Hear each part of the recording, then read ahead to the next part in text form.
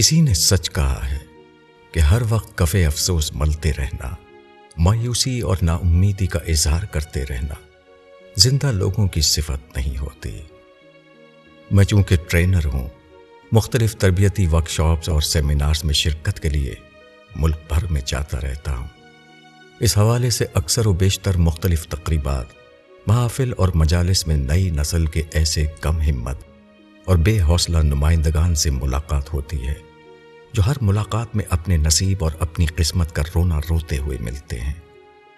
وہ لوگوں اور حالات کی ستم ظریفیوں پر سب کو کوستے ہیں، وہ نظام کو بھی غلط کہتے ہیں اور سماجی ناہمواریوں اور ناانصافیوں کا شکوہ کرتے ہیں۔ جب میں ایسے احباب سے پوچھتا ہوں کہ آپ نے اپنے لیے کیا کیا، کوئی ایسا کام جو امید، یقین اور حرکت میں اضافے کا باعث بنا ہو، اور یہ بھی بتائیے کہ آپ نے شعور کے ساتھ نشان منزل تک پہنچنے کے لیے کتنی قوت، صلاحیت اور کوشش کو آزمایا ہے۔ اور میں ان سے پوچھتا ہوں کہ آپ نے کبھی اپنے اندر احساس ذمہ داری کو پیدا ہونے دیا ہے، اور کیا آپ نے تعلیم کے ساتھ اپنی تربیت اور کردار سازی کو مساوی اہمیت دی ہے؟ اور صحیح بتائیے کہ آپ نے اپنے سماج کو کیا دیا ہے۔ میرے ان احباب کے پاس میرے سوالات کا آئیں بائیں شائع کے سوا کوئی جواب نہیں ہوتا۔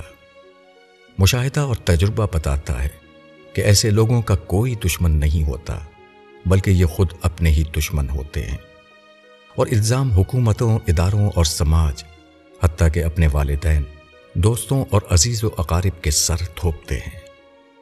انہوں نے کبھی سنجیدگی سے اپنی غلطیوں، کوتاہیوں، کمیوں اور کجیوں کا جائزہ نہیں لیا ہوتا۔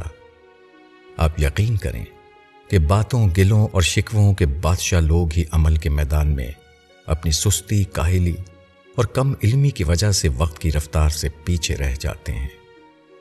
دراصل یہی لوگ اپنی محنت، صلاحیت اور کارکردگی بڑھانے کے بجائے صرف اچھی قسمت کے منتظر ہاتھ پہ ہاتھ دھرے رہتے ہیں، اپنے مقدر اور قسمت کو آزماتے ہیں کہ وہ ان سے کیا کھیل کھیلتے ہیں، کسی آسمانی مدد کے منتظر ہی رہتے ہیں۔ ایسے افراد ہی یقین سے مایوسی کا سفر کرتے اور ناکام ٹھہرتے ہیں۔ یاد رکھیے، عربی کہاوت ہے کہ اپنا احتساب کر لو قبل اس کے کہ تمہارا احتساب کیا جائے۔ کوئی کسی کا دشمن نہیں ہوتا، بلکہ آپ خود ان کٹھن اور دشوار گزار حالات میں اپنے دشمن ثابت ہوتے ہیں۔ خود احتسابی کی عادت کو اپنا کر الزامات سے نکلا جا سکتا ہے۔